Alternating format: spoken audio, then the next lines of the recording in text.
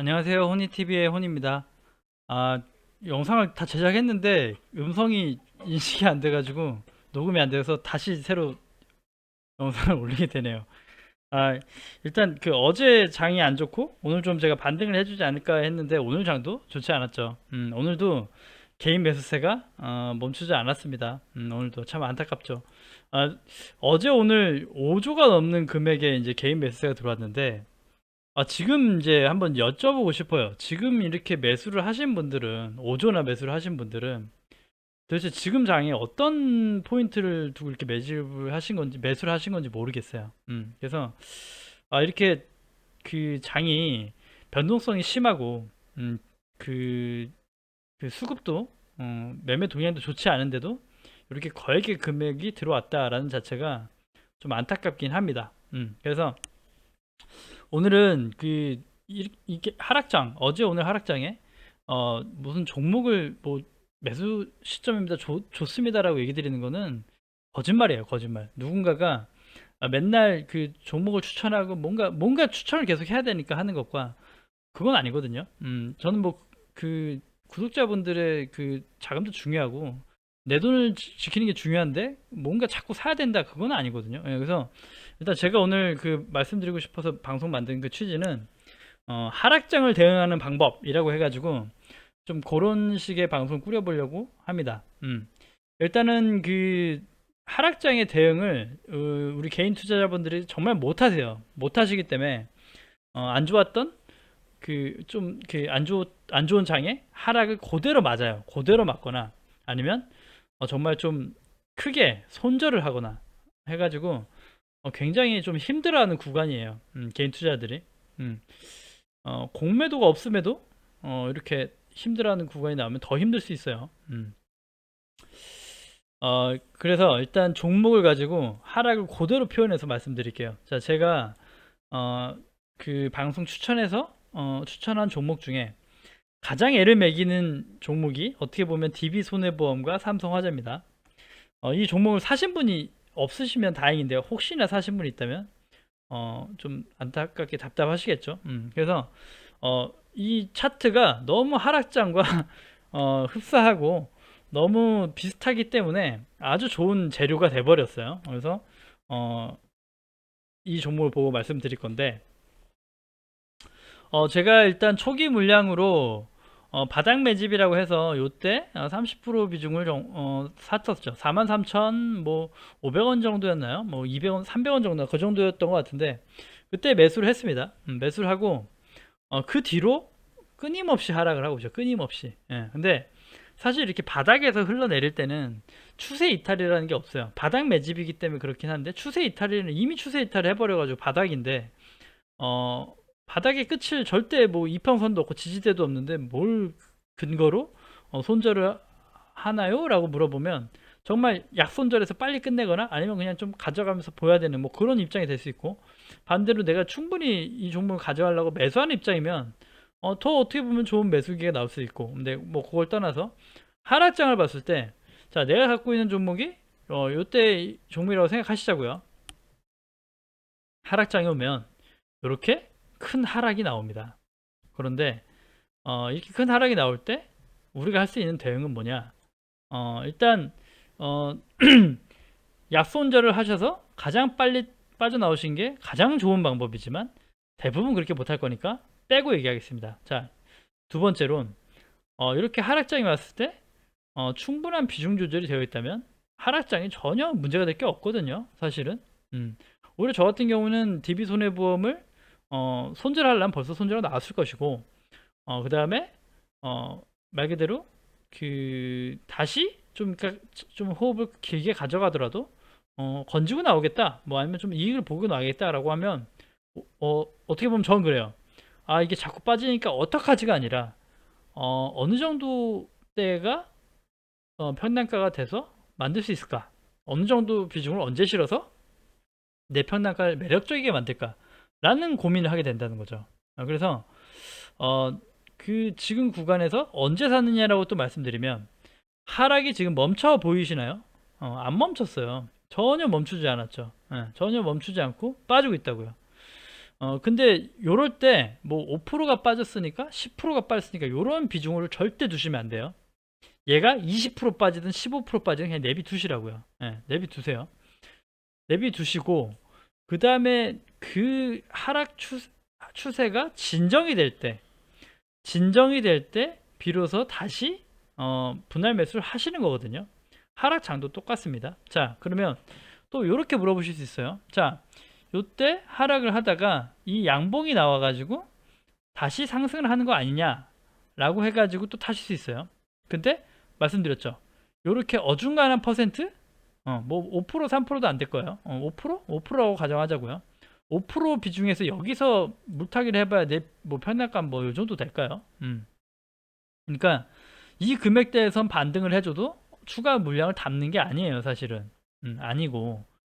그 다음에 그 다시 추세 이탈이 또 되죠.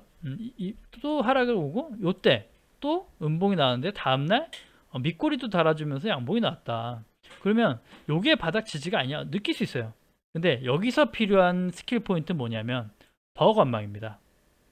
여기서 내가 꼭 물량을 사가지고 저가의 비중을 갖고 올라가겠다라고 하는 게 그 하락장에서도 똑같이 나와요. 하락장에서도 음봉으로 빼다가 반등이 나오죠. 그 반등에 개인 투자자분들이 가장 많이 물타기를 하고 가장 많이 비중을 싣습니다. 하지만 다시 물리죠. 근데 비중을 또 싫다 보니까 금액은 커져서 하락폭이 더 커지고 더 심하게 물려요. 그리고 장이 회복이 돼도 내 종목은 회복이 안 될 수가 있다는 걸 염두를 안 하신다는 거죠. 지수가 3% 빠졌다고 내 종목이 3% 빠지는 건 아니거든요. 종목에 따라 섹터에 따라 더 빠질 수도 있고 빠른 반등이 올 수도 있지만 더딘 반등이 올 수도 있고 그렇기 때문에 비중이 적게 있다면 전혀 문제될 게 없어요. 그리고 이 종목이 진정이 되고 시장이 진정이 되면 충분히 매수 기회는 많이 나와요. 예를 들어 요때라고 가정하자고요. 요때 이렇게 빠지다가 이렇게 밑골 다는데 양분이 나오고 양분이 나왔다. 추세 변환이 돼가지고 이렇게 올라왔을 땐 차라리 나올 수 있어요. 올라오고 시장이 안정됐을 때는 이때 평단가라 그러면 요때 사도 요때 물량이 되니까 가져가 볼 만한데 하락할 때 어중간하게 사면 또 하락을 맞을 수 있다는 거예요.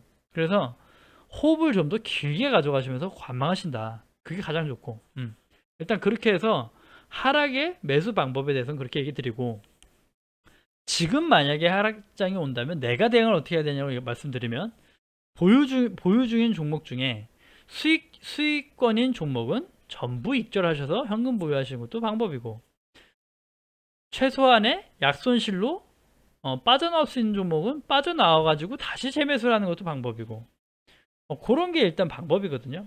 그래서 또 반대로 얘기 드릴게요. 이렇게 하락장 때 관망하고 사지 않는 것도 방법이다. 그러면 제가 어느 정도 물량을 가지고 있는 종목이 있다고 말씀드렸고 그게 SNS텍이었죠. 사실 요때 4만원 4만 몇천 원 이렇게 샀었던 것 같아요. 샀는데 결국은 이 하락을 다 보고 지켜보고 요 날이에요. 요 장대 양봉이 솟은 날 같이 들어갔어요. 같이. 그래서 그 지금 솔직히 실제 평단가는 4만 원 정도예요. 4만 몇백 원이래요. 그러면 지금도 4만 몇백 원인데 4만 몇백 원, 4만 몇백 원인데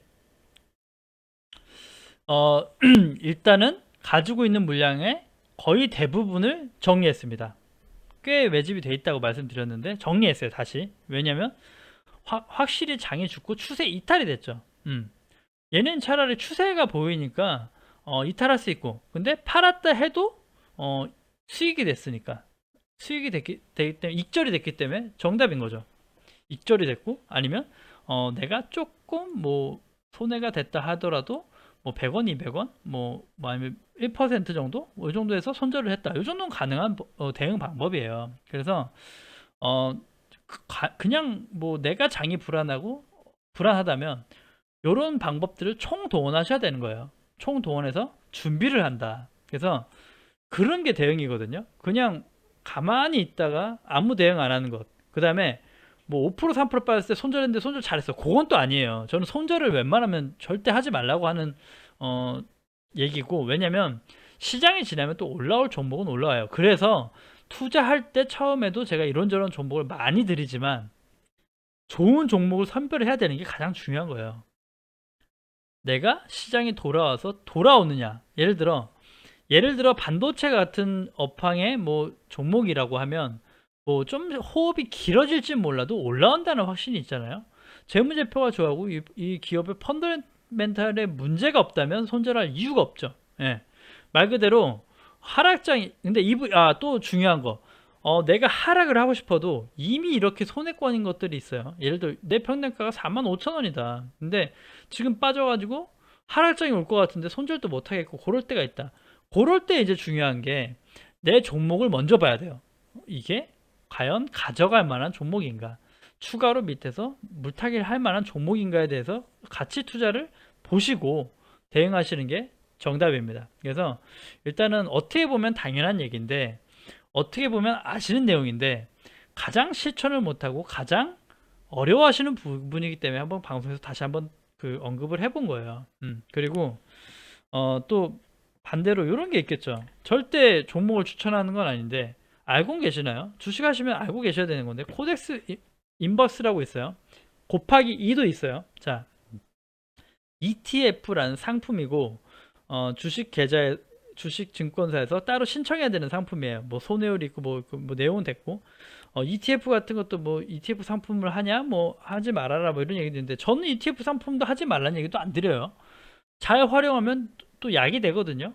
예, 그래서 이 종목은 코스피 지수가 하락할 때 오르고 코스피 지수가 올라가면 떨어집니다. 그래서 이번 대세 상승장에 이렇게 떨어진 거고 말 그대로 예전 조종장에 이렇게 올랐던 거고 그러니까 이런 종목도 예를 들어 제가 오늘 이 코덱스 인버스를 조금 매집했어요. 전체 투자 금액의 5% 정도 투자를 했습니다. 그래서 오히려 장이 안 좋으니까 얘가 빨간불이에요.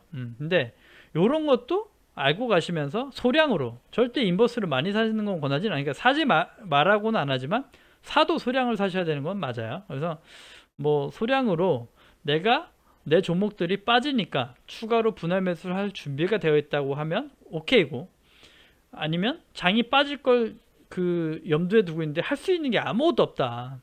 그럴 때 이런 걸 또 보실 수도 있는 거고 해서 내가 빠지는 거에 대해서 여기서 조금 더 어느 정도 보존해서 내 종목을 지키겠다라도 될 수 있고 그래서 요런 것들 다 아시는 것도 좋아요. 곱하기는 말 그대로 2배예요. 얘가 0.39면 걔는 뭐 0.8 뭐 이 정도 2배 이렇게 돼서 그만큼 리스크가 크겠죠. 뭐 코스피 시장이 또 다시 대세 상승장이 나오면 2배로 걔는 또 빠질 테니까 또 더 이제 더 리스크가 클 수 있고 더 수익이 클 수 있는 종목이 코덱스 인버스 곱하기 2입니다. 그것도 알고 계시라는 거예요.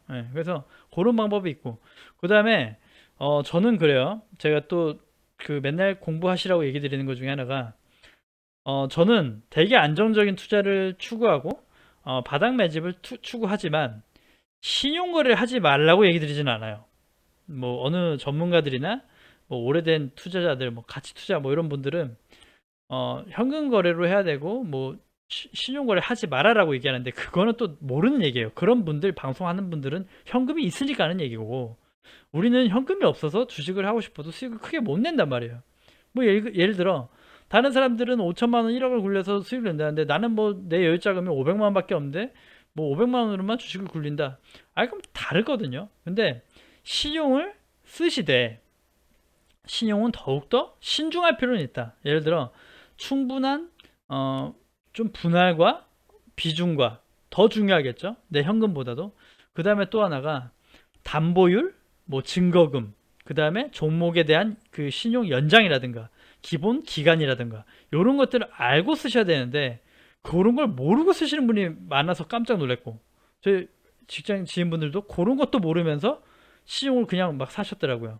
하지만 절대 하지 말아야 되는 게 미수는 절대 하시면 안 되고 미수는 실수로 미수가 거래될 수도 있어요. 최근에 지인분들이 그랬거든요. 그거는 자 일단 또 방법 알려드릴게요. 자 증권사 뭐 미래에셋대우에 고객센터 전화하셔서 미수 거래는 막아주세요 하면 미수 거래 절대 되지 않고요.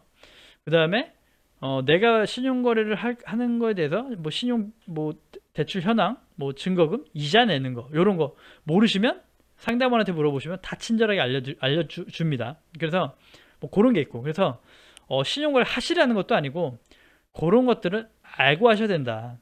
알고 거래를 하시라는 거예요. 알고. 그래서 오늘은 좀 이렇게 하락장에 대응하는 법이라고 해서 한번 그 간단히 꾸려봤는데, 일단 도움이 좀 또 한번 또 도움이 되셔서 좀 도움이 되셨으면 좋겠고, 제 방송을 만든 취지가 그래요. 저는 이런 것들을 알고 거래하시고 스스로 거래할 수 있고, 그 다음에 대응이 가능한 스킬을 가졌으면 좋겠고, 그래서 이 방송을 그 채널을 만들고 운영하는 거니까 좀 재미없어서 뭐 안 보시지 말고 이런 건 좀 보시면서, 또 또 필요 없는 건 거르시고 도움되는 거는 또 좀 가져가시고, 이렇게 하셔서 그 또 장을 이끌어 가 보셨으면 좋겠어요. 그 다음에 중요한 거, 호흡은 길게 가져가라. 반드시 지켜주시고요. 오늘 방송은 여기까지 하겠습니다. 구독과 좋아요 눌러주셔야 채널 유지에 힘이 됩니다. 감사합니다.